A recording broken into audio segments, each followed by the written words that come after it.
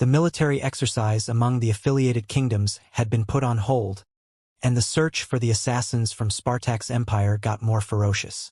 Since the identity of the assassins was identified, the two empires all went into battle modes. Spartak's empire, that had 100,000 soldiers around the border, started the first small initiation, and Zenit defended against it. Two empires battled around the first and most important city on the border, Razor City. Every day, numerous white letters were sent into the military headquarters at Zenit like snow, and the war machine got cracked up. However, any information about the situation around the border was locked, and regular people couldn't know what was going on. One thing the regular people did know was that shit was about to go down. They felt a pressure that they hadn't felt for a long time.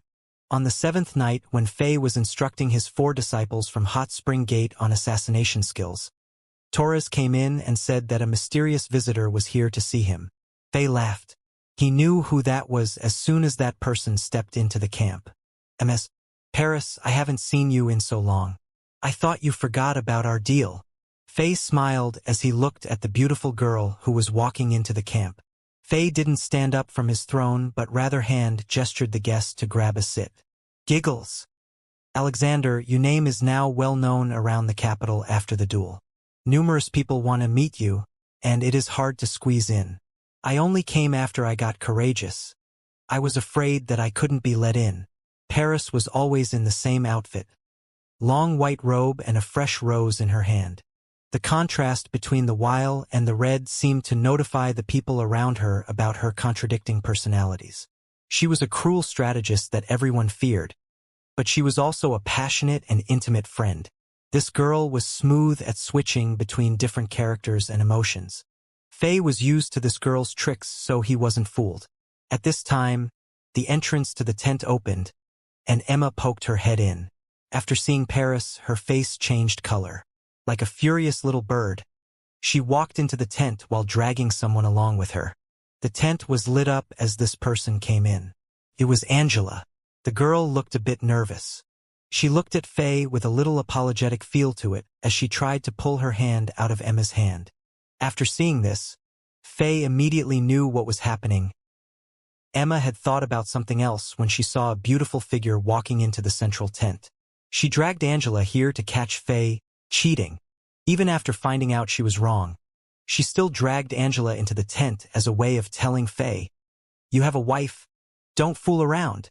Fei found it funny how little Emma was looking at him with a stubborn expression. "Wow, you are so cute." Paris was really intelligent. She knew what was going on and quickly smiled at the two girls intimately. She took out some precious gifts from nowhere and gave it to the two girls as an apology for what happened on the peak of East Mountain at Chambord. At first, little Emma didn't buy it. However, Paris was on another level. She knew that little Emma was a nice girl who looked tough on the surface. Paris started to explain how she was also an orphan when she was young and got bullied all the time, as well as how she was rescued by the second Prince Dominguez and got involved in the cruel politics to pay Dominguez back. She also indirectly conveyed the idea that she wasn't here for King Alexander, but to help Chambord take out Blood Edge mercenary group. Fei was stunned on the throne.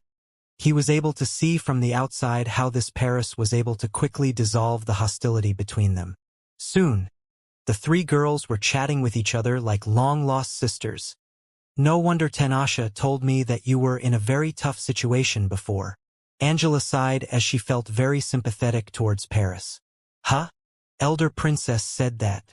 Paris asked as she was a little surprised. "Yeah." Angela ordered the servants to bring up wine and fruits, and she started to treat Paris. It was a sign that she was seeing Paris as a friend. Soon, the topic went back to the reason why Paris was here. "As you requested, I have arranged everything. Tonight at midnight, you can bring a maximum of 10 people with you into St. Petersburg, and you only have 2 hours to deal with Blood Edge mercenary group. After 2 hours, you need to leave whether or not you have wiped them." Paris told Fei all her arrangements despite the fact that Angela and Emma were still there. This straightforward attitude made a better impression of her in Angela and Emma's mind. 2 hours is enough. Fei knew about the strength of Blood Edge very well, and he had plans of his own. It was the evening. There were only a few people walking in the camp area since most of the people went back to their campsite and waited for the beginning of tonight's curfew. After experiencing the white terror for some time now, everyone here got used to it. They knew they would survive if they were obedient and behaved properly. A team of 50 Imperial soldiers quietly entered Chambord's camp under the cover of the darkness. In less than 10 minutes, 50 Imperial soldiers quickly left the camp. They caused no issues. The Imperial Patrol was a force under the Second Prince's control, and the Imperial Patrol was one of the main forces who was investigating the assassination incidents. Even though the King of Chambord's name was so well known, Chambord still needed to be searched every day. However, that was more like an act. No one dared to cause a mess at Chambord's campsite like they did to other kingdoms. These 50 soldiers didn't catch anyone's attention. After leaving Chambord, they didn't search other kingdoms. They cut through the camp area directly and passed through layers of inspections between the camp area and St. Petersburg. After successfully entering the south gate of St. Petersburg, they disappeared into the darkness like a water droplet in an ocean. It was a full moon night. Your Majesty, those red structures up ahead is the headquarter of Blood Edge. 80% of their strength and wealth are concentrated here. Especially after the assassinations from Spartak's empire, most of the forces in Zenit had concentrated their power. Blood Edge did the same. Tonight, all of the high-level people in Blood Edge are here. The sixth-floor pub that they were in was one of the locations in St. Petersburg that Dominguez had control of, and it was the tallest building around this area. After walking up the stairs onto the fourth floor, Faye was able to get a good elevated view of the area and Blood Edge. After listening to the henchman of Paris explaining the details to him, Faye was able to complete his plans. "All right, I got it. Thank you for your help, mister." Faye nodded. "Your Majesty had shocked the Empire, and it is my honor to help you tonight." The red-bearded officer from Imperial Patrol said, "According to the plan, you are able to take action after 15 minutes. Ms. Paris asked me to tell you that Blood Edge is one of the top mercenary groups around, and they are stacked with wealth. If your Majesty is able to wipe them out, Chambord would be able to get 30% of the share." 30%. Faye frowned a little. But he soon understood why. It was impossible for him not to disturb the numerous patrolling soldiers and high-level warriors who were guarding the area. After all, the Empire was under the strict monitoring and guarding mode. Also, it was rumored that Blood Edge had the support of a superpower, Felon family. Under such circumstance, Paris must have negotiated some kind of terms with all these other superpowers to get him 2 hours of free time. After looking at it from this perspective, 30% of the total trophies was huge. "Sounds good." Faye nodded. The red-bearded officer looked calm after hearing this, but he was a little surprised. It was the first time he met the famous king of Chambord.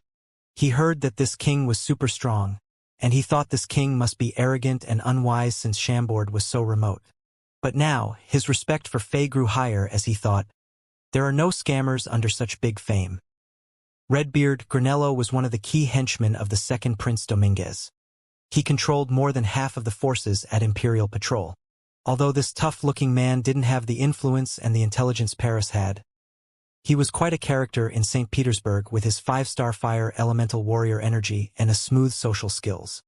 He was technically only under Paris in terms of status on Dominguez's side, and many people in St. Petersburg had to greet him with respect. People at St. Petersburg had already forgotten when this red beard came into the politics.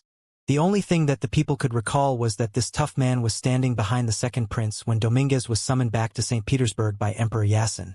At that time, a lot of ministers were against summoning back the second prince who still had the identity of a love child. Back then, this guard standing behind the second prince didn't catch anyone's attention. After all, even the second prince at the time were looked down at by a lot of people. 6 years ago, there were 11 main battle legions in Zenit. However, the commander of the 11th Legion mocked the second Prince Dominguez who just came back to St. Petersburg for less than 1 month when they were at a party. They were fighting over a beautiful female slave. What people remembered from that was the red beard. The red-bearded guard cut off the head of this drunk commander to protect his master, and everyone remembered him ever since. That chop made the battle legion of 50,000 soldiers disappear. That chop turned the former 11 battle legions into 10 battle legions. No one knew what Emperor Yasin was thinking at the time, but this guard who killed that commander didn't get punished. Instead, he was rewarded by Emperor Yasin 3 days after for bravely protecting his master and got promoted. After that, he soon gained control of the Imperial Patrol and became the second most feared character under Dominguez. Of course, the number one most feared character was the female slave that people were fighting over. She was Paris. After a year, people in the capital started to address her as the demonic woman. At St. Petersburg, demonic woman Paris was the only person who was able to match up against Zenith's god of war Arshavin and goddess of intelligence Xianxia. The family, the 11th Legion commander, was also getting pressured by their foes in the empire, and Emperor Yasin turned a blind eye to it. Soon, that family only existed in the history. After that incident, people got one thing straight. Emperor Yasin really liked his second son, and it wasn't impossible for the emperor to give the throne to him. Since then, Dominguez became one of the most influential people in Zenith with the help of Redbeard and Demonic Woman, and he was the only rival for Arshavin in terms of the race for the throne. Under this fact, a lot of noble families at St. Petersburg jumped onto his ship and supported him in the fight for the throne. Today, Redbeard personally helped Fei and his men to get into St. Petersburg under Paris' instruction. One reason for this was to ensure the plan was executed properly. Another reason for this was that Redbeard Granello was very curious about Fei. He wanted to see for himself. He wanted to see what kind of person this king, who dared to fight anyone, was. A hidden dragon who was about to soar into the sky? Or a lizard who could just spite some fire? Now, Granello knew. Of course, Fei didn't know that this normal-looking Redbeard guard was the fearful Redbeard who controlled Imperial Patrol. Old Zola's intelligence report told him that there was such a character. After expressing his thanks, Fei didn't hesitate to ask them to leave politely. Granello didn't get mad. He left with his men in a friendly manner. After that, only Lampard, Czech, Torres, Oleg, Pierce, Drogba, and 3 other strongest Saint Seiyas were in the room, of course. There was the single-eyed tough man who had his limbs broken and mouth stuffed. This man was one of the 6 top warriors at Blood Edge. He was captured by Fei a few days ago at the campsite of Byzantine. Compared to 20 days ago, this man looked a lot thinner, but vicious lights still flashed in his eyes. Fei could tell that this man hated him dearly. I said that I will let you witness how I destroy Blood Edge. The day has finally arrived. I didn't let you wait for too long. Fei kicked the cloth away from the man's mouth and sneered with a murderous intent in his words. The man started to struggle and shout loudly.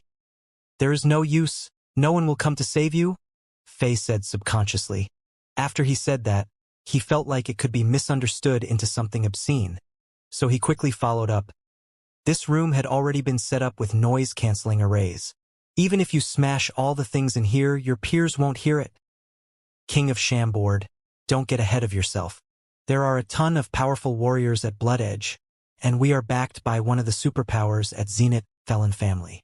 What can a small level 6 affiliated kingdom do to us? After understanding the situation, desperation crept into the man's eyes. However, the words that came out of his mouth sounded even more ferocious. Pia. Tough Drogba was direct and forceful. He smashed the man's face, and blood spilled everywhere. The man's cracked jawbones got smashed into pieces. Fei, on the other hand, switched to barbarian mode, and powerful physical strength was endowed onto his body. At the next moment, his face changed color. He sensed that there were a lot of powerful warriors hidden around the headquarters of Blood Edge. There were 4 or 5 groups, and they seemed to be from different forces. They were all waiting for something. These people must be from the forces that Paris made deals with. They wanted to use me to wipe out Blood Edge and divide the wealth. Fei thought about it and realized this was a rare opportunity. This time, no one needs to hold back. Bring out all your strength, and use the Star Saint sets I gave you when necessary. I need you to lock all the possible exits of their headquarters and don't let anyone escape. I will let these people pay for what they did to Chambord. Fei's clear and murderous words sounded by everyone's ears. Leader, we got it. The murder of the Northern Slave Capture Team is related to King Alexander of Chambord, and the man who killed Blood Edge members in the camp area is also him. In the bright stone palace lit up by torches, numerous shadows moved as the fires flickered. One person kneeled on the ground as he passed on the message. King Alexander of Chambord, that little king of level 6 affiliated kingdom who defeated the executive knights? Ha! If it is really him, then this situation might get a little messy. A mid-aged man who was wearing a dark blue cape made from the skin of a demon beast wondered as he rubbed the handle of the throne he was sitting on. The throne was decorated with 2 lion statues. According to the information we gathered from the Blackstone Kingdom, it could be that we have captured too many slaves who were from Chambord. Getting on the wrong side of Blood Edge because of some slaves? What a dumb reason. Looks like this king of Chambord is very naive. He is an idiot. No wonder he dared to anger half of the executive knights. Even if a man like this got a lot of strength, he couldn't do much with it. Looks like I overestimated him. The man on the throne relaxed. You are right, my leader. This king of Chambord is a bumpkin who would be killed sooner or later by others. In my opinion, this king is a poor soul who was used by others. He looks dominating now, but he would be taken care of. Hee. I will personally conquer that little kingdom with my team and revenge for our brothers. Felon family really wanted to recruit that idiot. I think we need to send someone to Chambord's campsite and ask him why he killed our men. If he couldn't give a good answer, we could kill a few Chambordians. We shall let him know that he couldn't protect everyone with his personal power. All the members of Blood Edge laughed along with their leader. They started to shout and mock Faye. The heavy pressure that the young king gave them seemed to have disappeared. The mid-aged leader of Blood Edge smiled. Although he knew things weren't that optimistic, he was able to determine that King of Chambord wasn't someone who was able to hold back emotions. That fact alone decreased the threat of the king in his mind. However, he didn't know that Granello, the red-bearded man who was known for evaluating people, made a completely opposite judgment. The optimism filled the hall. Then, as everyone at Blood Edge was extremely confident, boom! Like a meteor that fell from the sky, a loud booming noise sounded with a heavy earthquake. Felt like it was doomsday. What just happened? The leader of Blood Edge stood up and walked out of the hall with other members. They all looked at the direction of the noise with a gloomy expression. Streams of fire appeared in everyone's eyes. The fire was bright like a firework in the night. However, none of them were able to appreciate the beauty of the fire. The merciless flame was devouring the properties and structures of Blood Edge. Ha! Here comes the punishment. The massacre is about to happen. After tonight, Blood Edge won't be in existence anymore. A loud thunder-like roar resonated in the area, and it almost broke everyone's eardrums. Who are you? How dare you come here? Fuck off. While being crowded by the members, the mid-aged leader was really angry. Flames of anger danced in his eyes as a light blue warrior energy erupted from his body. He waved his hands, and the chilling warrior energy dashed out and suppressed the burning fire. His temperament made everyone feel like he was really the boss here. You fuck off. A shadow dashed towards the crowd as fast as lightning and landed on a stone statue of a warrior that was more than 20 meters tall. There was a mystic energy under this person's feet. There was fire below him. He left a fire trail in the air as he traveled. When he stood on top of the white stone statue, the fire started to burn. Soon, the entire statue was lit up as if it was the god of fire. The man standing on the statue, on the other hand, was wearing a mage robe, and his red cape was fluttering in the wind. Under the robe, there was a mysterious metal armor, and he also had a huge battle wand in his hands. It was more than 180 centimeters long. He looked like he was merging with the fire and becoming one with it. What was surprising was that nothing on his body was burning despite the fact that he was standing on the vicious flames. His long black hair also fluttered in the wind, and his hair mixed in with the darkness and made him look like a devil that walked out of the deep hell. What was more terrifying was that there was a black mask on this man's face. The mask was made with craftsmanship as it looked like it was a living being. It fit so well on the face of this man that it traced out all the details. However, on the forehead of the mask, there was a thick black horn that pointed upward at the sky. Its pointy tip reflected a terrifying light. "Who are you?" After feeling the huge magic surge and tense murderous spirit coming off of this unknown man, the leader of Blood Edge appeared unprecedentedly serious. He was clear that this was a terrifying opponent. An opponent that won't leave unless one of them was killed. Whoosh! Whoosh! Whoosh! What answered him was more than a dozen fireballs that were more than 20 centimeters in diameter. No chanting. No surge of magic energy. As the man waved his hand, these fireballs appeared out of nowhere and struck towards the members of Blood Edge who were standing on the stairs. "You! Die!" The leader of Blood Edge was infuriated. The blue chilling warrior energy lit up even more as he waved his hands. Streams of chilly energy met with the fireballs in midair. Bam! Bam! The collision noises of fire and ice were as loud as thunder. The fireballs were from a strange yet terrifying spell. Even the tiniest bit of fire or spark would immediately ignite the buildings and structures it landed on. As if it was all oiled up, the headquarters of Blood Edge was filled with fire in just a few seconds. The entire hall was turned into a living hell as the mercenaries of Blood Edge whined and tried to put out the fires. This was the power of a mage. During a 1v1 battle, mages would be pressed down by warriors of the same rank. However, the crowd control and damage of the mages were far superior compared to warriors. This was the reason why Faye chose to use sorceress mode at first. The devil with the mask standing on the lit statue was Faye, who switched to sorceress mode. He used the skill Blaze to light up everywhere he stepped on. Then he used the skill Fireball to turn the main hall of Blood Edge into a flaming sea.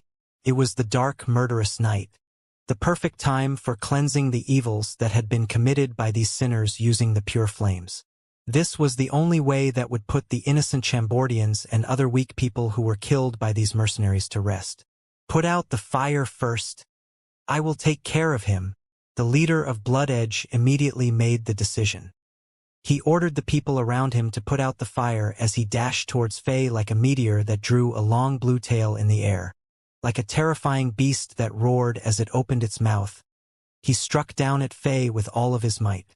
"Kiss of the Frost. Die!" The leader of Blood Edge didn't hesitate and used his strongest technique. He knew that he had to kill this mysterious mage as soon as he could. Otherwise, the mercenary group would suffer unrecoverable damage. Even an idiot would know that it was asking for death if anyone allowed a 6-star mage to cast spells freely on the battlefield. Who is that? Why is there a terrifying fire mage under King of Shambord's command that I didn't know about?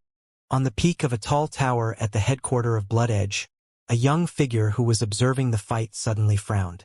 There was a ton of surprises in his sharp and calculative eyes. "King of Shambord, just how many more secrets do you have?" "No, I have to convince the elders of the family to recruit this person.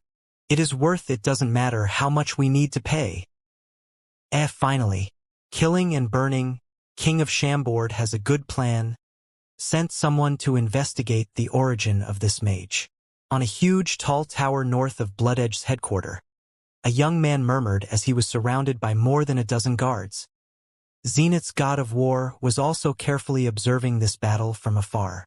Arshavin was able to secretly exert his energy into the headquarters of Blood Edge and screen the area. He didn't sense the existence of the King of Shambord, so he could only focus on the mage who was wearing the devil-like mask. Numerous guesses appeared in his head, but he was only able to conclude that this mage's temperament was really different from the King of Shambord. On Azeroth, every powerful warrior and mage had his or her distinct sensation. This sensation was really hard to change. Therefore, Arshavin was sure that the mage with the mask and the red cape wasn't King of Shambord. If he isn't the King of Shambord, then he must be a master mage under King of Shambord. Tanasha is very clear about the talent under the King of Shambord. Why hasn't she told me anything about this terrifying mage? Zenith's god of war was really perplexed.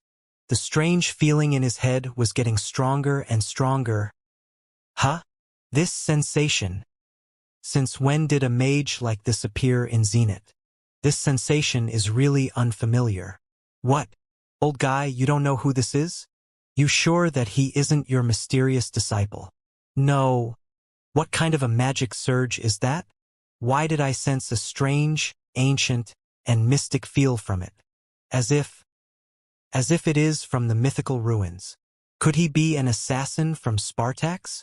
No way, we are really familiar with the old guys from Spartax.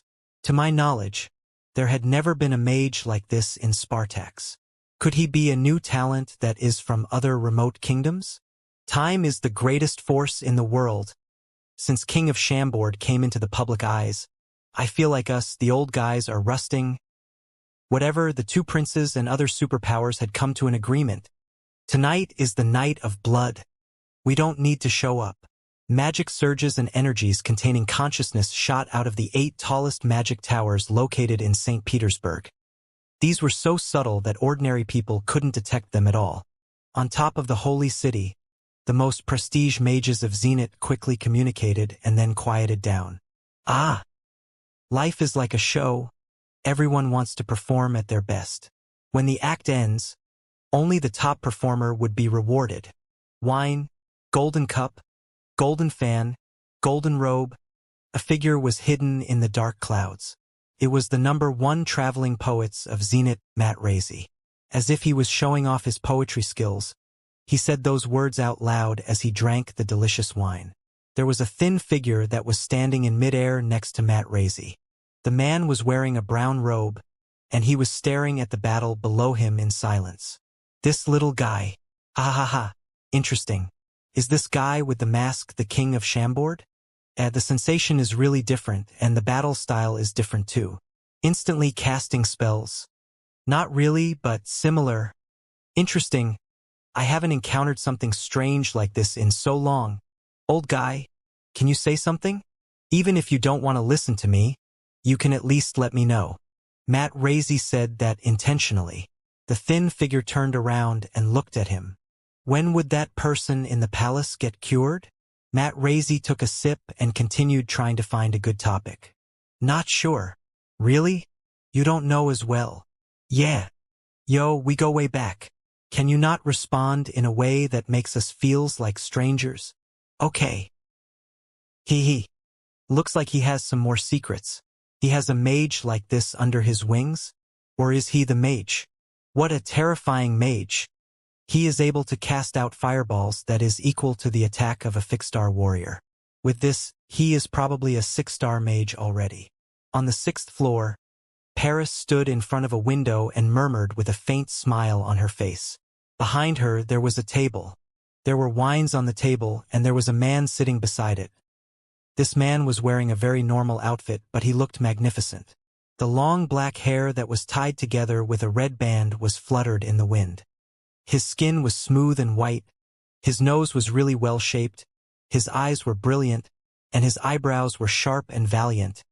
With all the adjective for beauty in the world, they would only describe 0.01% of his handsomeness. He reached out and lightly grabbed onto a wine cup. The wine cup contained the top-tier wine. The aroma of the wine made the room a little bit dreamy. However, that wine wasn't for a human. It was for a dog. A little dog that lost both of its hind legs rested in the arms of this handsome man. It licked the wine from the cup as it looked up at its owner infrequently while crying out of excitement.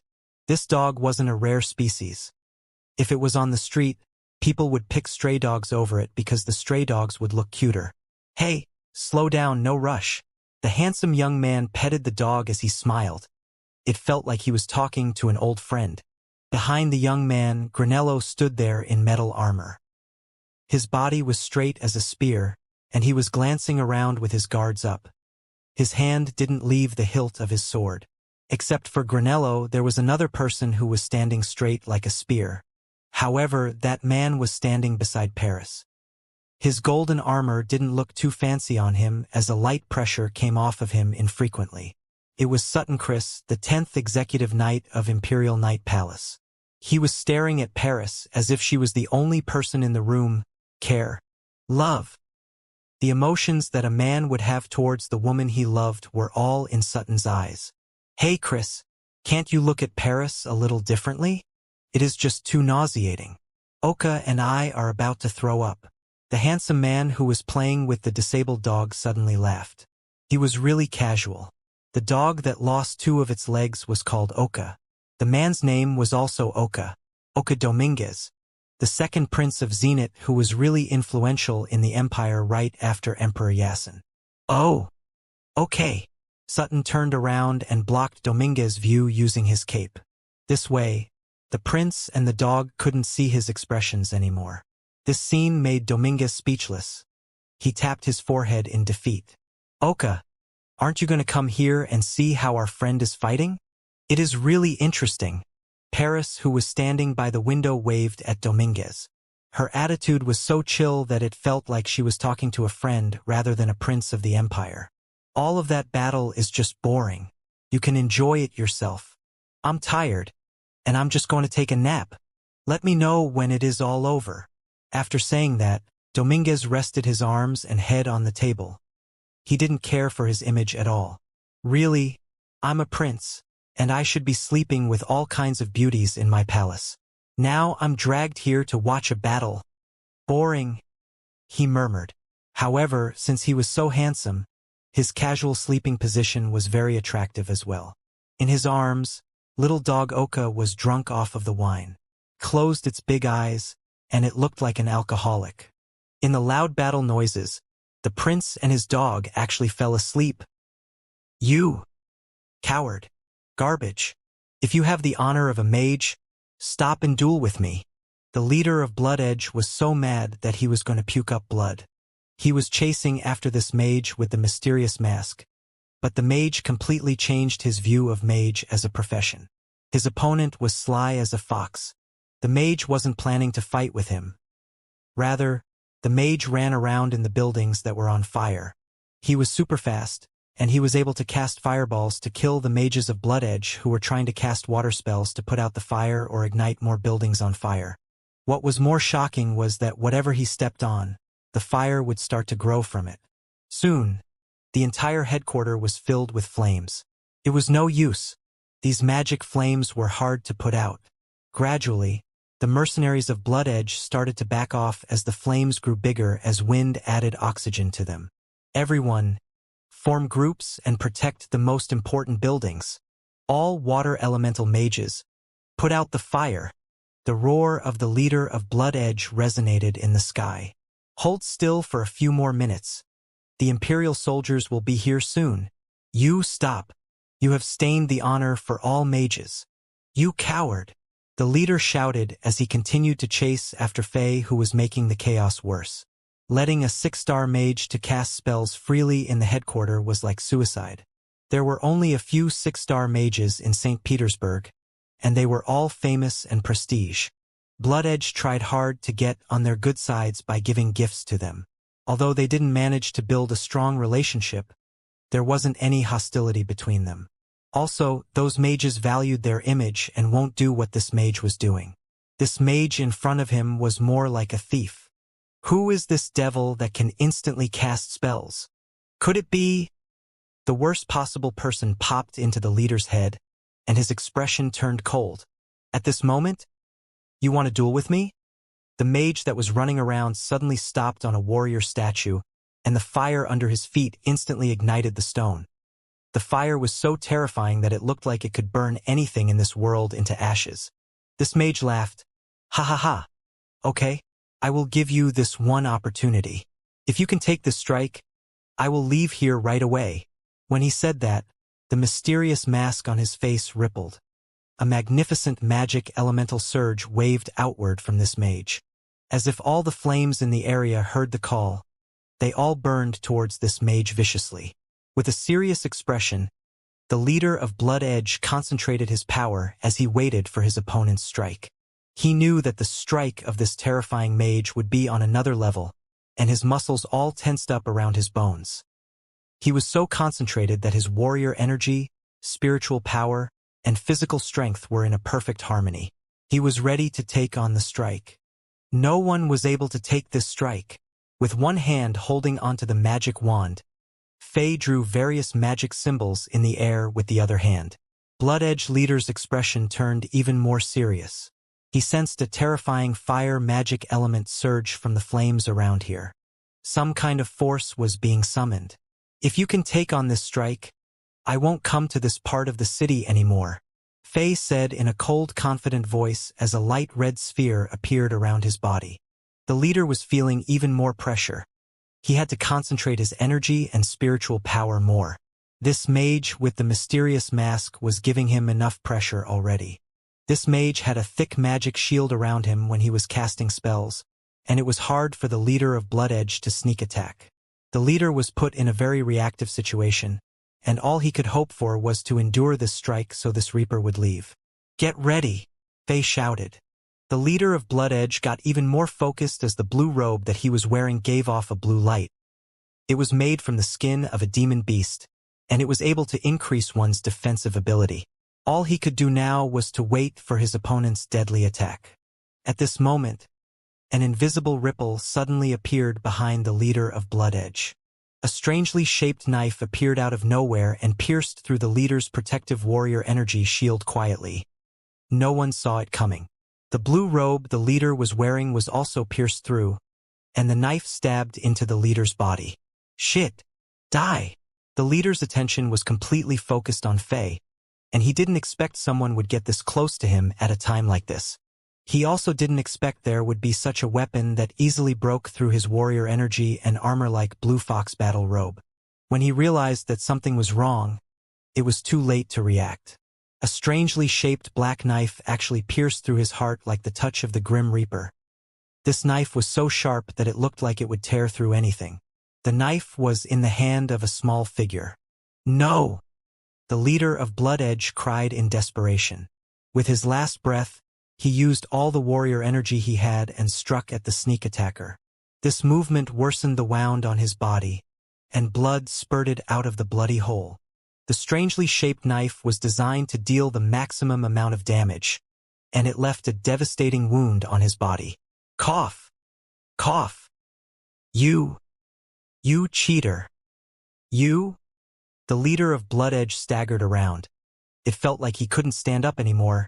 "Cheat? Ha ha ha ha. Really? This counts."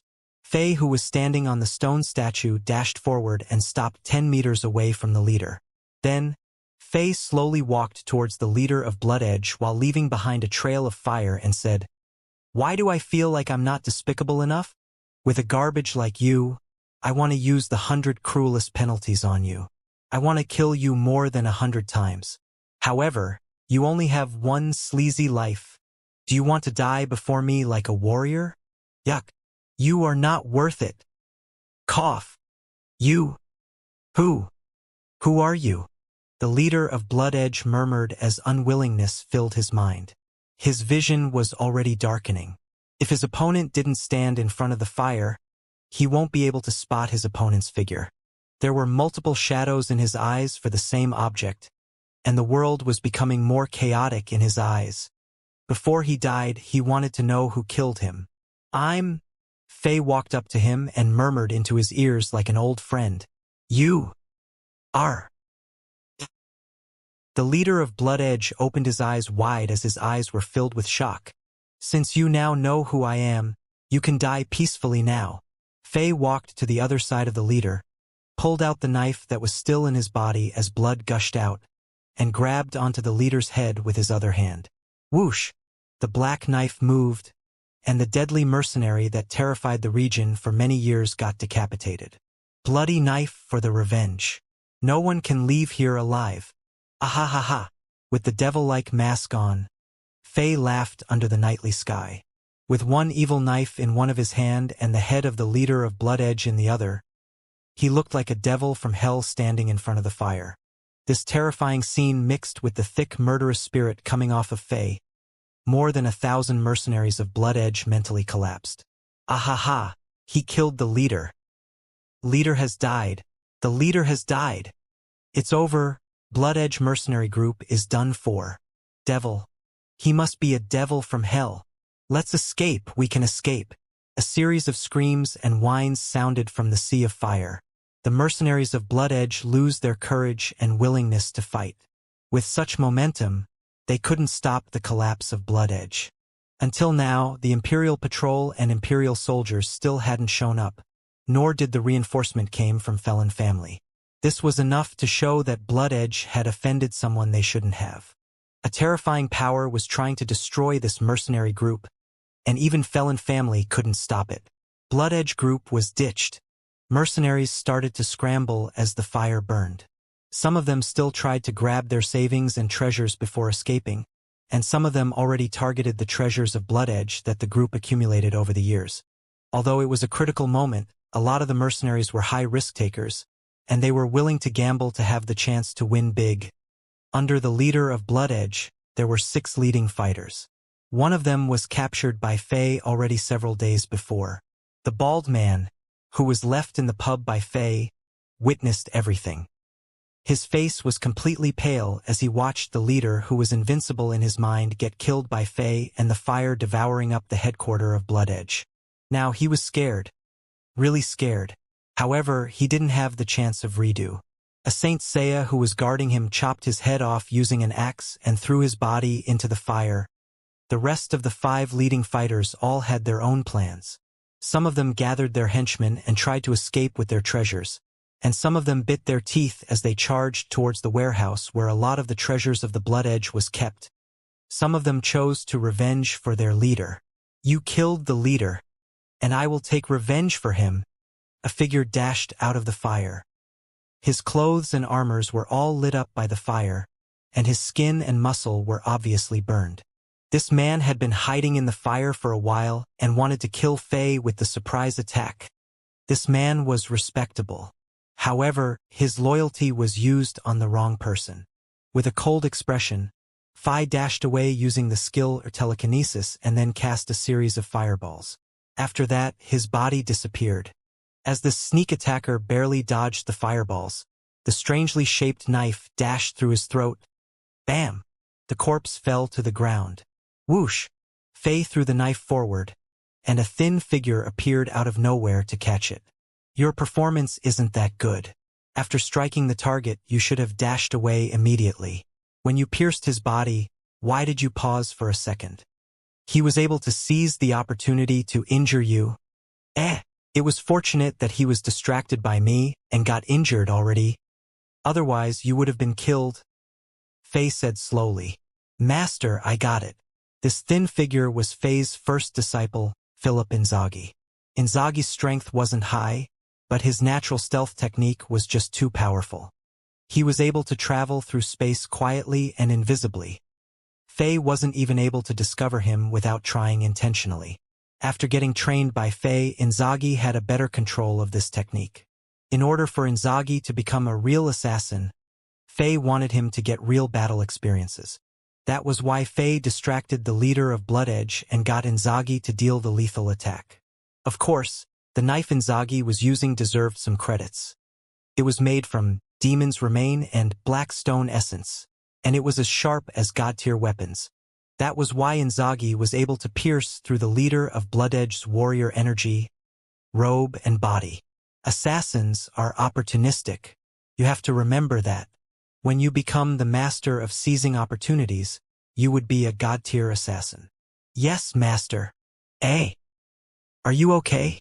After scolding the disciple, Faye turned into a caring elder and asked, "It is not serious. I have help from the battle armor, and only some of my internal organs are lightly injured. After I drank the potion, I'm all healed." A shy smile appeared on Inzaghi's cold face.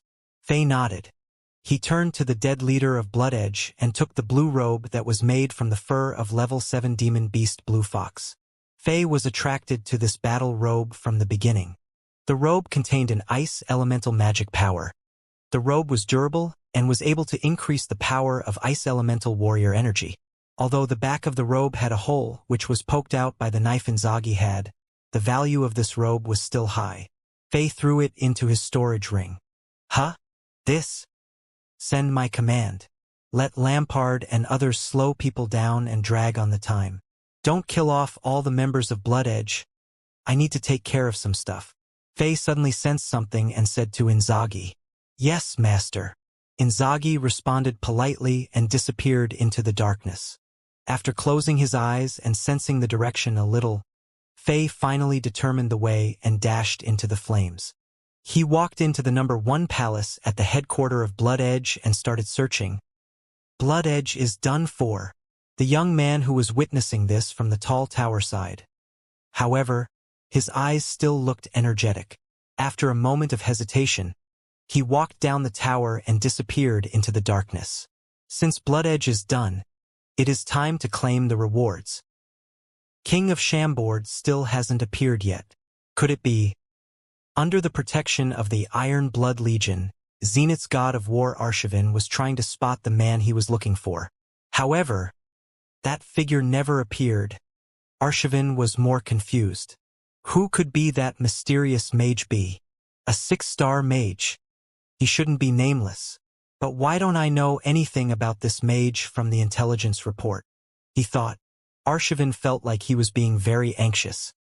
There seemed to be a veil that was covering the truth, and he wasn't able to reveal it. Quick! Investigate! Arshavin commanded with his cold voice. Yes, Your Highness. An armored soldier kneeled as he responded. After that, this soldier got up and left. As henchmen that were training by the elder prince of Zenith, they had been with this Zenith's god of war through numerous battles. They were unparalleled loyal to the prince, and they had an understanding of each other that were unprecedented. The soldiers knew exactly what the prince wanted and what to do after hearing the single word, investigate. In the sky on top of the dark clouds. Old guy, did you see through him? Is that mage with the mask Alexander? Matt Razy scratched his head. After all this time, he still couldn't figure it out. No, the thin figure answered. Even you couldn't see through him? No, ha ha ha. Even the number 1 warrior of the Empire, the Marshal St. Krasik, couldn't see through a young man? You couldn't figure out any clues? Completely different power sensation. I can't be sure. Huh? You finally said more than 1 word. Ha ha ha. Let me count. 8 words. This broke the record for the last 3 years. Ha ha ha. Matt Razy laughed as he opened his eyes wide. Marshal Saint. Matt Razy. Come on, say some more.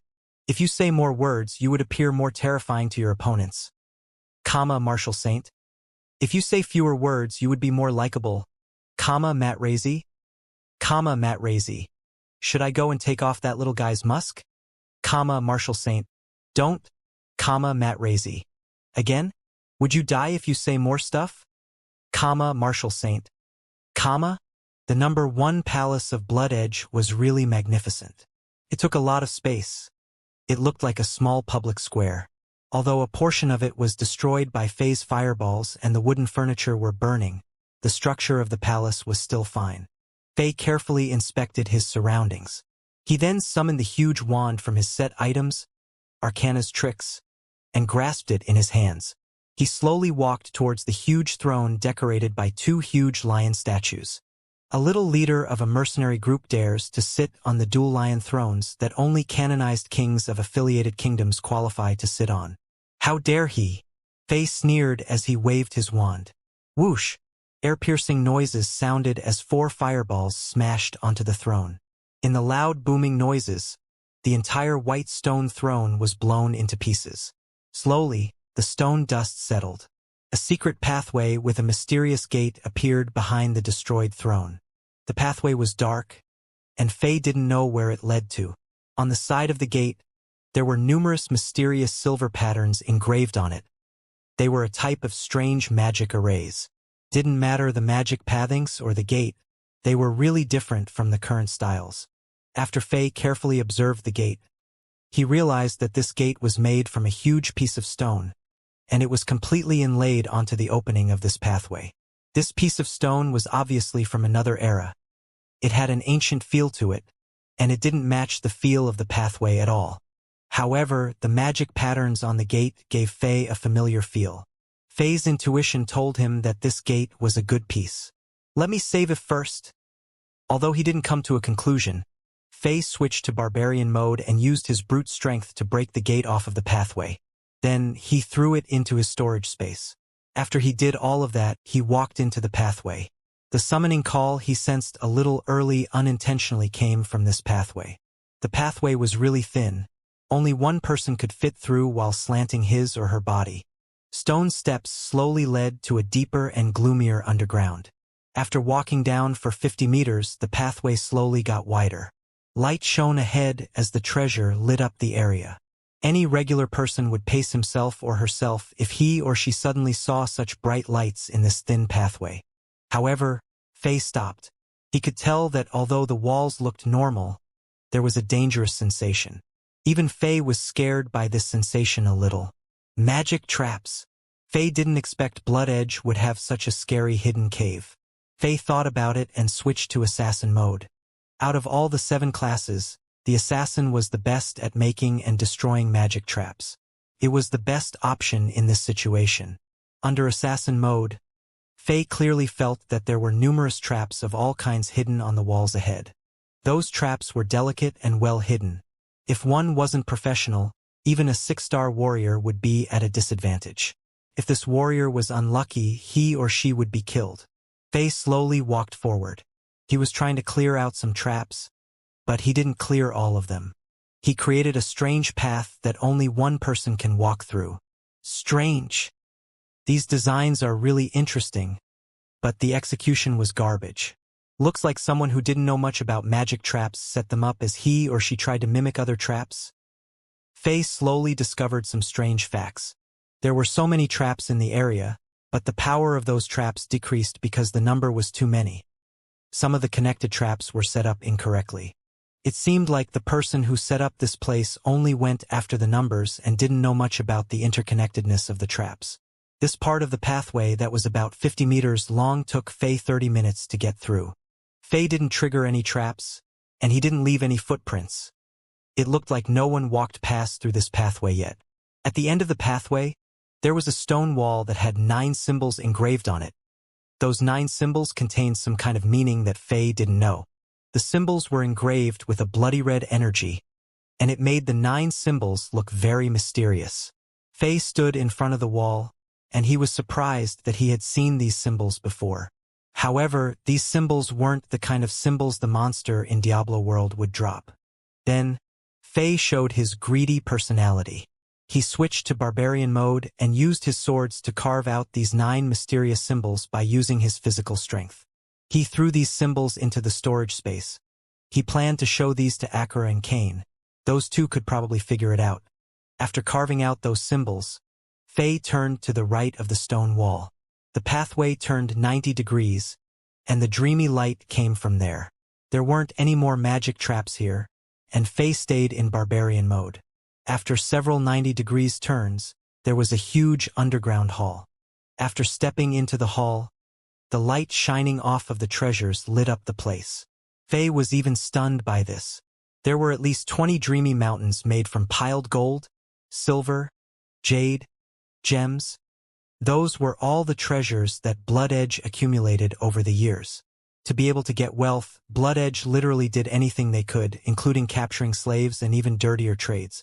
The law of the Empire had many loopholes, and the evil people were able to exploit them. Under the support of the superpower Felon family, the mercenaries of Blood Edge commit a ton of sins. They should no longer be called mercenaries. They were a bunch of greedy and immoral bandits. As a result, they had stacked a large amount of wealth. On top of that, Faye was sure that this was only a portion of the money that Blood Edge earned over the years. After all, Blood Edge had to give money to Felon family and other forces. This amount of money was enough to buy 100 castles like Chambord. Impressive. Unimaginable. Faye's blood started to boil as he looked at all the treasure in front of him. Anyone would be stunned and lose the ability to speak when seeing this huge amount of resources. However, Faye forced himself to calm down. The reason why he was able to conquer Blood Edge was that Paris had planned it out. All the superpowers, including Felon family, abandoned this sinister-like group.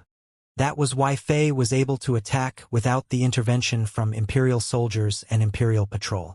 According to the agreements, Faye was able to get 30% of the total rewards. If he took all of the resources to himself, the other forces would definitely get mad. Although Faye wasn't scared of it, it wasn't worth the trade-off. Fei didn't need the entire empire to turn against him. After all, Fei had access to Heradric Cube, an item that shouldn't exist in the world. Fei was able to make numerous high-level gems using low-level gems. Normal monetary resources weren't really attractive to Fei, who had a golden finger like Diablo World. Fei didn't take a single gold coin from the first mountain. He walked by the mountains made of gold and jade.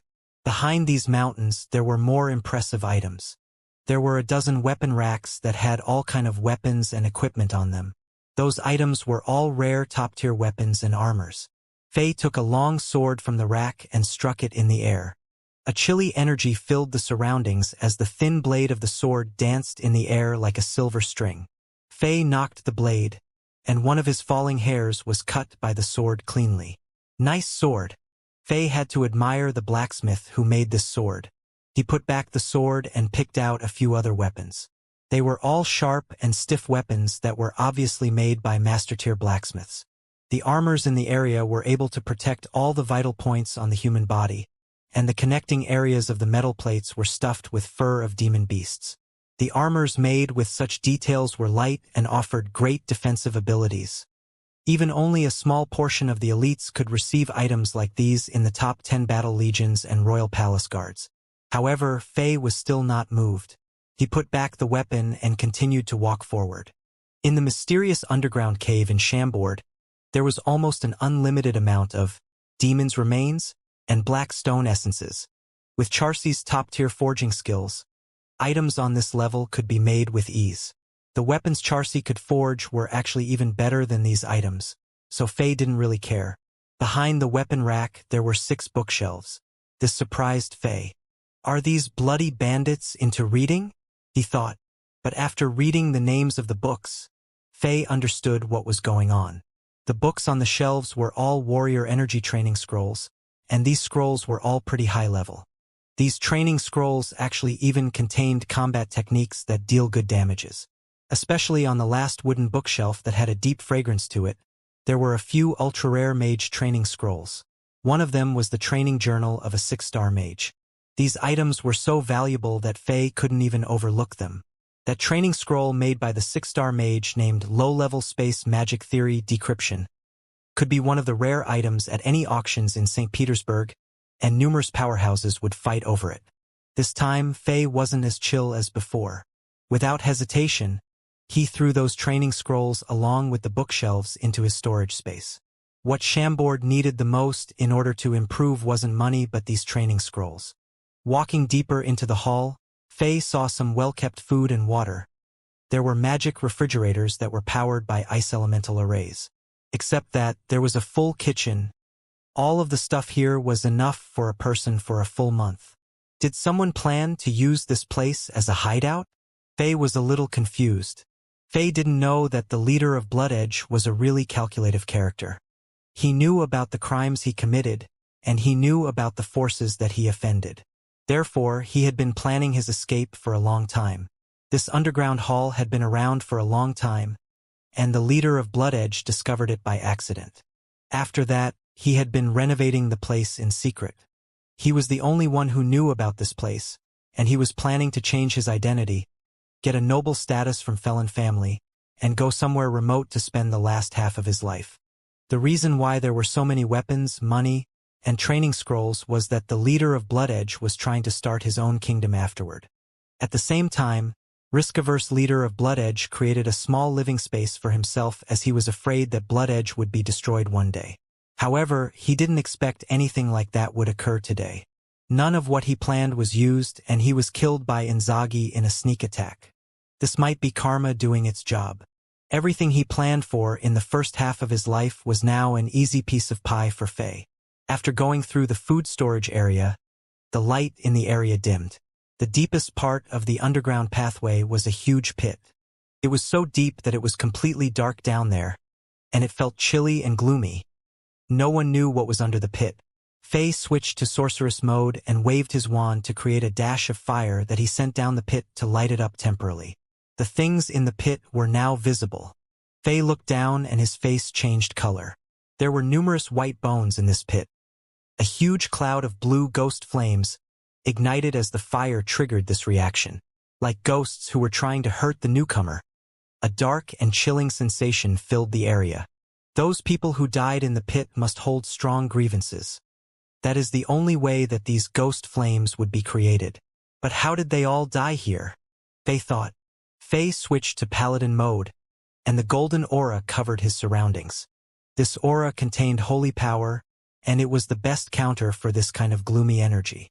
All the chilling energy disappeared like snow in the hot summer day as it touched the aura. Faye used the skill prayer, and the golden light around his body intensified. The entire underground hall was lit up. It was even brighter than the gold mountains. Under the cleansing of this power, the atmosphere of the hall turned peaceful and calm. After all of this, Faye switched back to sorceress mode. Then, Faye sensed an even stronger call. He sensed a familiar and intimate feeling as if his loved one was calling for him. This calling came from the white bones in the deep pit. Faye didn't hesitate and jumped into the pit of bones. This scene wasn't really too much for Faye. In Diablo world, he had been through a lot of bloody and terrifying places. Compared to those living hells, the chilling white bones were way cuter. Crack! Faye broke numerous bones as he landed on them. These bones seemed to have been around for about 10 years. From the way the bones corroded, Faye could tell that they weren't high-level warriors when they were alive. The bones were really fragile, and they were only able to keep their original shape because there was no wind in this space. As soon as Faye broke the bones, white bone dust shoot into the air. Huh? There are some tools. Faye found some unexpected items with the help of the light from the fire. Under the bones, there were complete sets of building tools like shovels and spades. There were also some metal buttons that looked like they were on some clothes. Faye immediately knew who these bones belonged to: the slaves and craftsmen who participated in the building of this underground project. After this haul was completed, they were all killed off to keep the secret. A bunch of poor souls. After Faye reached the bottom of the pit, the calling he was sensing grew even stronger. He realized that this calling was behind one of the sidewalls of the pit. When he wanted to get close to that sidewall and take a better look, his eyes froze. About half a meter away from that sidewall, there was a pair of perfect footprints on the bones. The footprints were about 30 centimeters long, and they were really clean compared with the messy bones and bone fragments around them. Faye squatted down to take a better look, and he was sure that the footprints were facing towards the wall. They were formed from someone stepping here for numerous times. How could it be? What kind of person would appear here and step at the same location? Faye thought as he stood up and stepped into the footprint. Tink! Crack! It was a really light metal spring-sounding noise. A series of gears gliding noises followed after.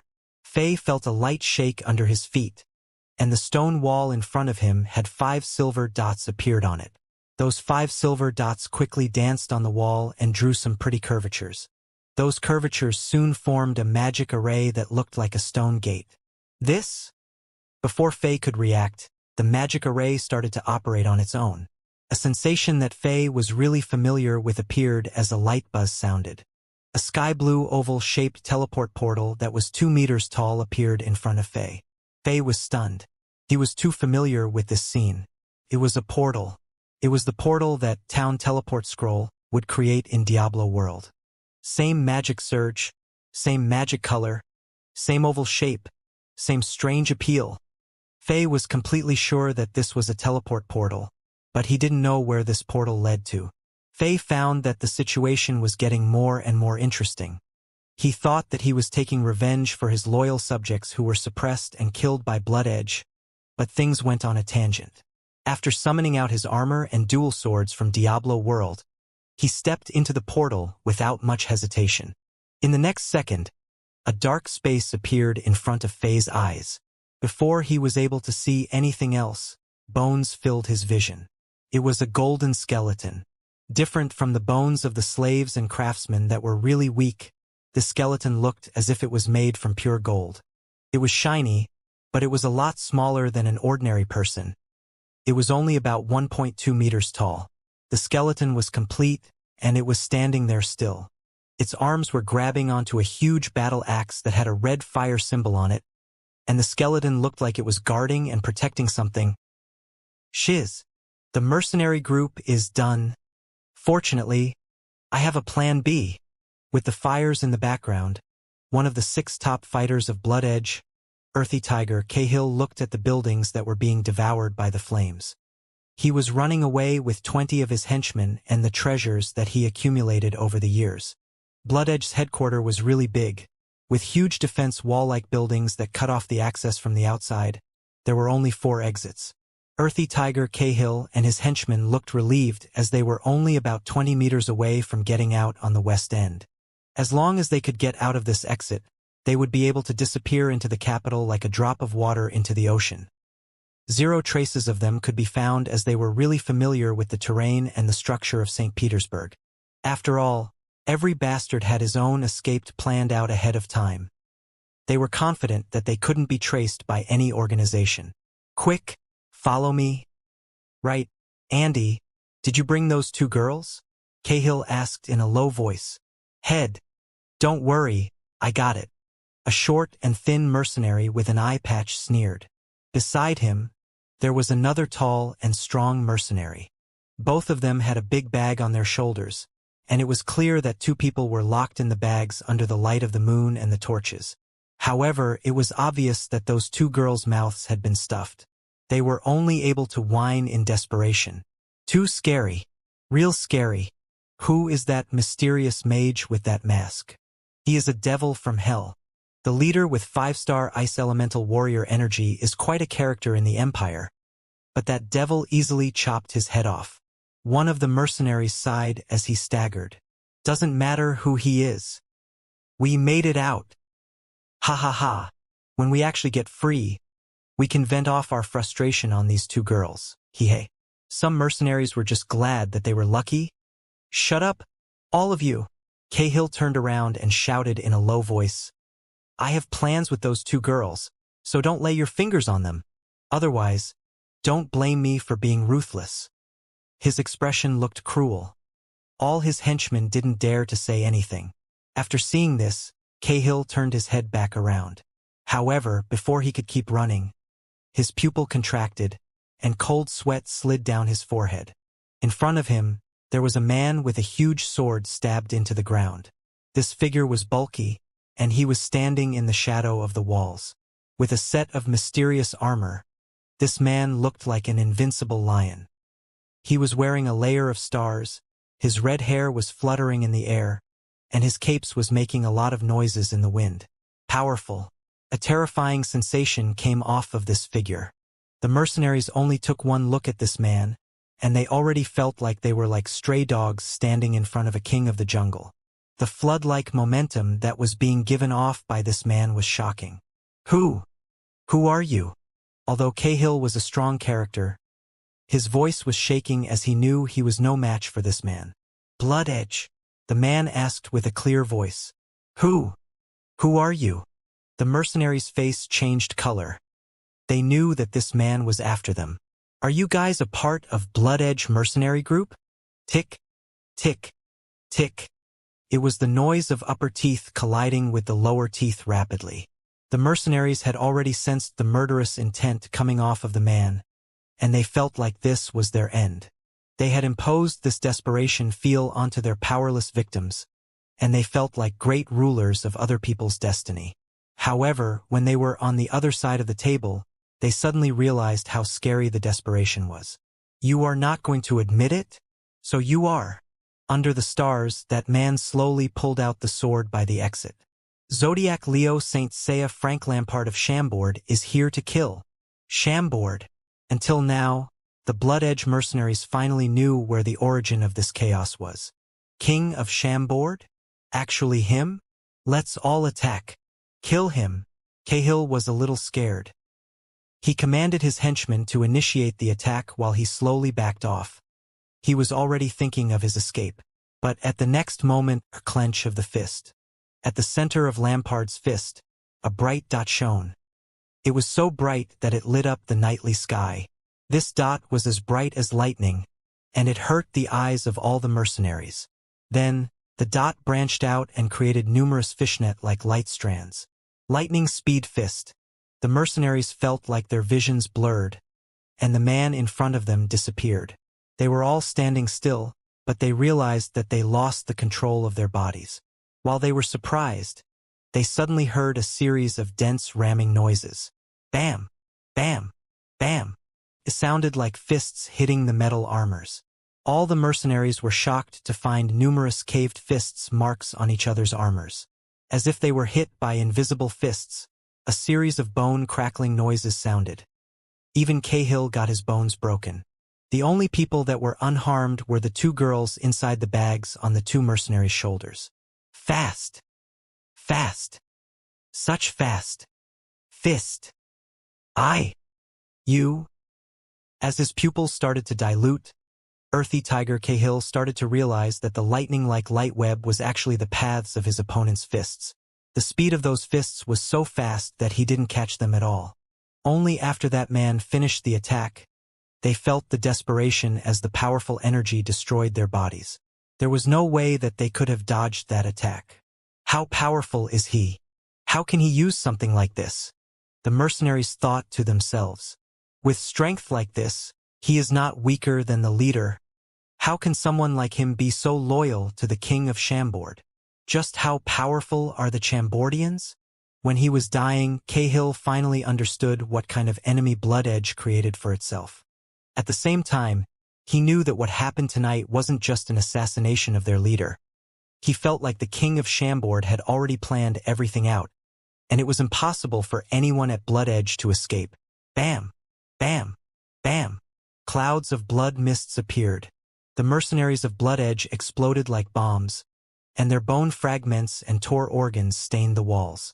This terrifying scene was created by Lampard, who injected his lightning elemental warrior energy and fist power into the mercenaries' bodies. Died without leaving behind full corpses. Own! Terrified whining sounded from the bags as they landed on the ground. Lampard frowned as he looked at them. At this time, another figure suddenly appeared by the exit. After that figure saw the scene, he was stunned. All killed? Damn! I'm late! Ha ha ha! This path is blocked. Under the moonlight, Pierce and Drogba, who summoned their Capricorn and Taurus star Saint Set, looked like two iron gods of slaughter. They stood in the middle of the exit on the east side of Blood Edge's headquarters, and they sneered viciously at the mercenaries who were running towards them. Their huge bodies completely blocked the path for the 30 to 4th mercenaries.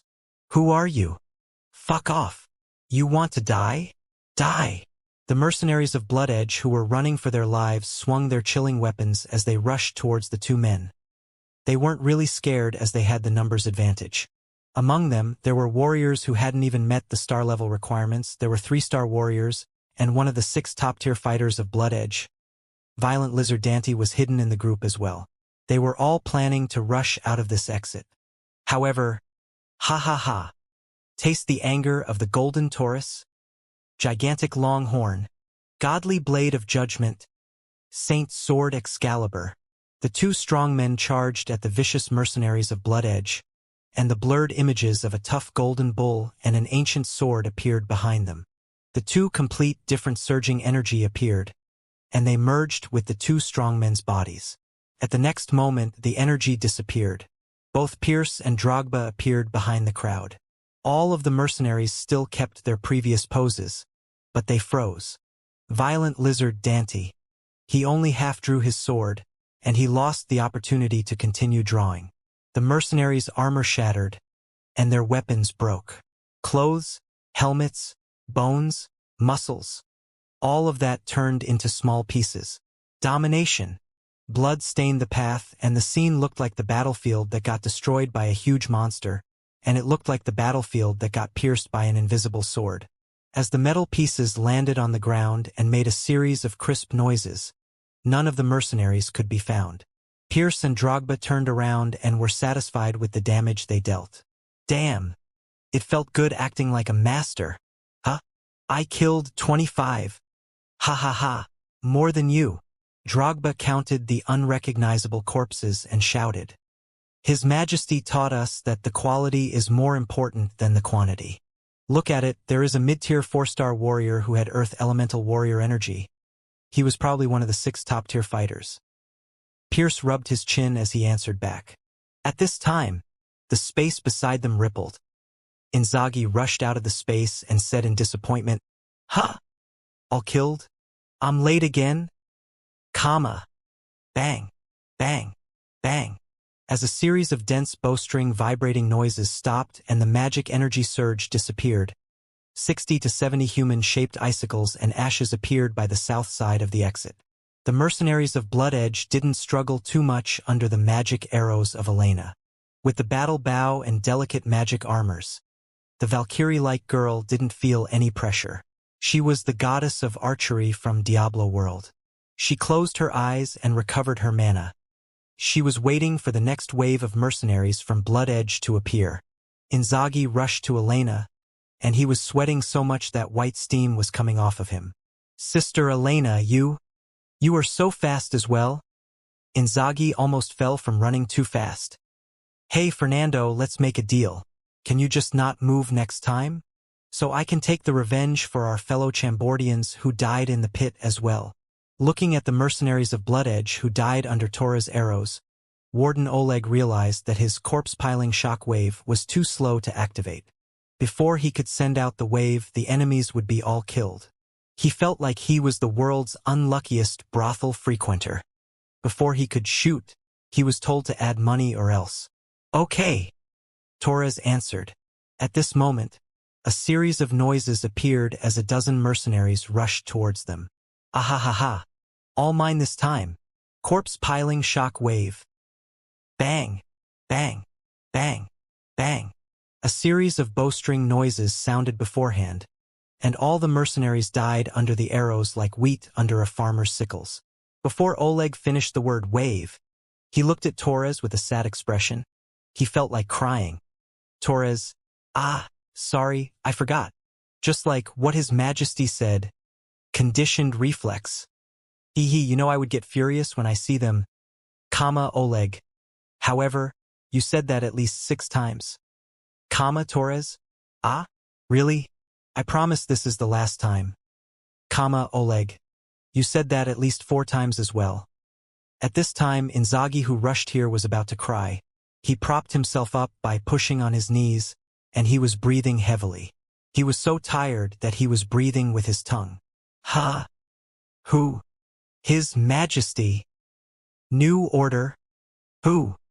You need to try to buy more time. Who? His Majesty made some new discoveries. So tired. The golden skeleton was standing there quietly, and it was reflecting off a light. It was obvious that this man or creature died thousands of years ago. His armor and flesh had corroded throughout the passage of time. However, Faye still felt like there was a huge, impeccable mountain in front of him. He felt like he wanted to kneel down and worship this skeleton. There was a huge, powerful sensation coming off of this skeleton. The sensation was dense as mountains and limitless like the universe.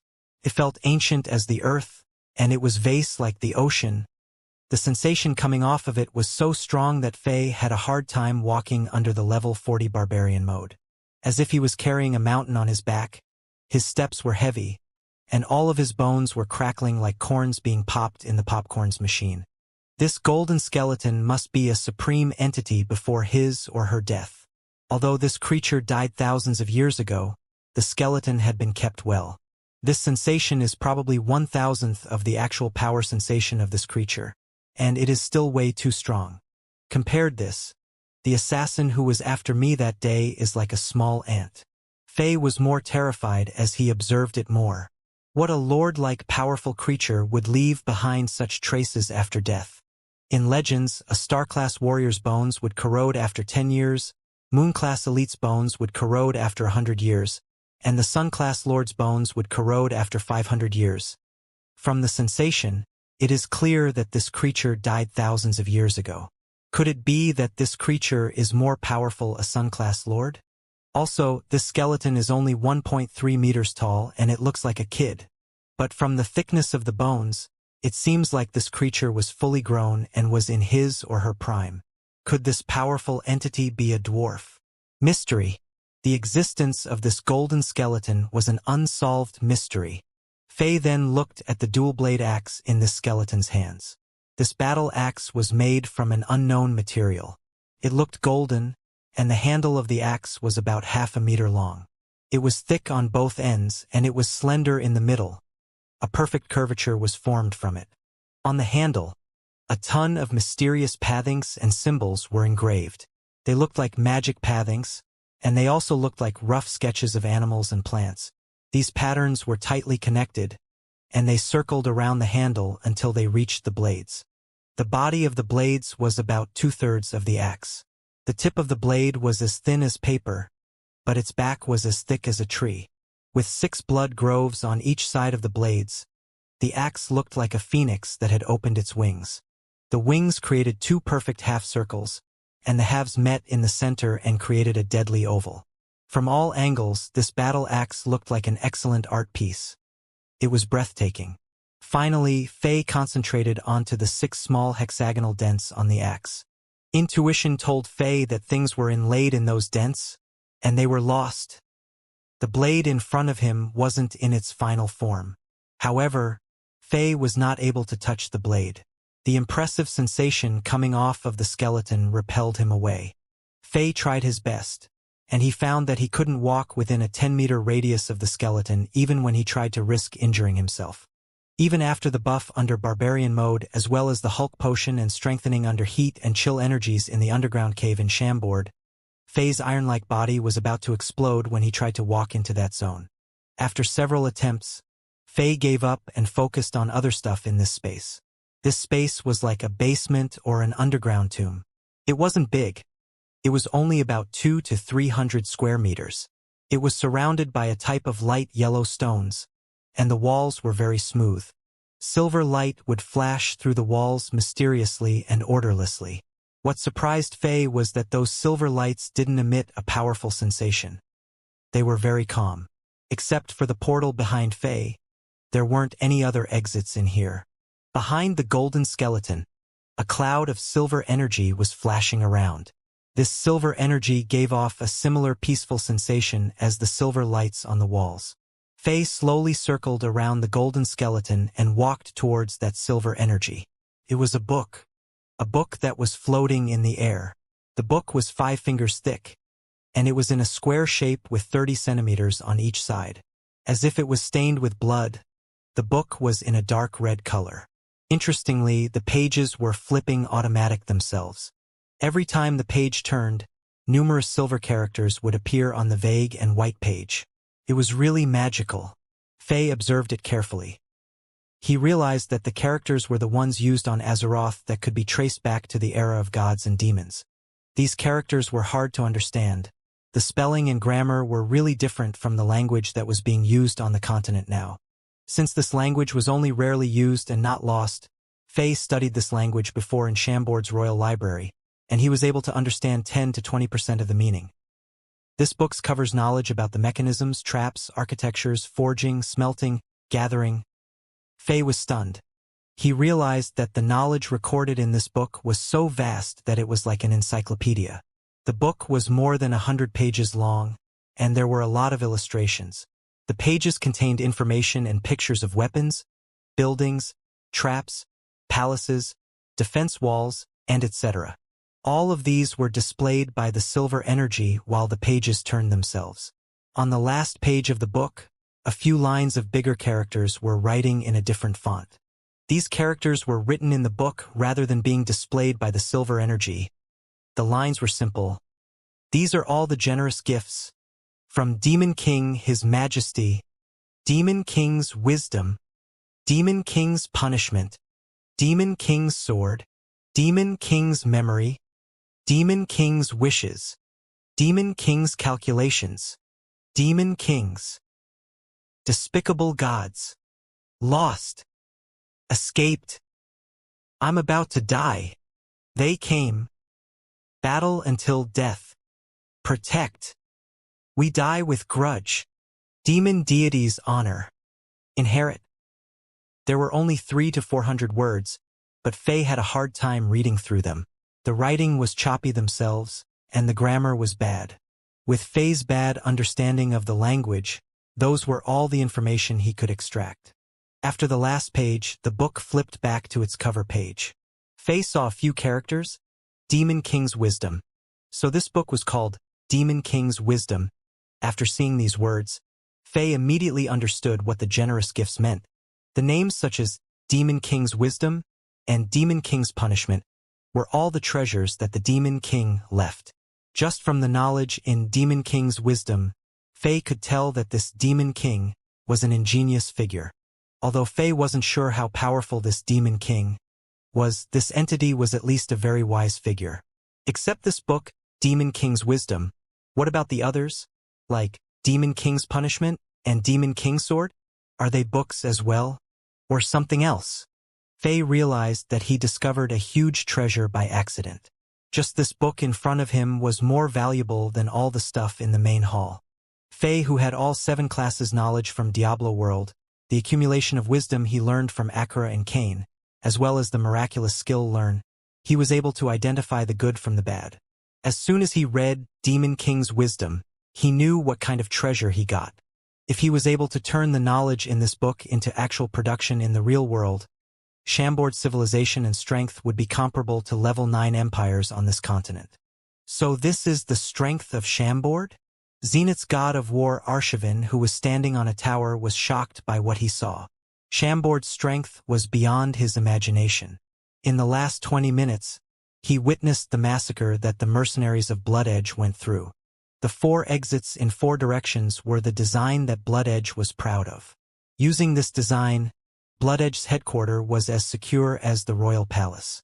In several battles between the mercenaries groups in St. Petersburg, Blood Edge was able to avoid being wiped by others using this design. However, the design they were proud of turned into death traps. All 4 exits were guarded by terrifying warriors of Chambord.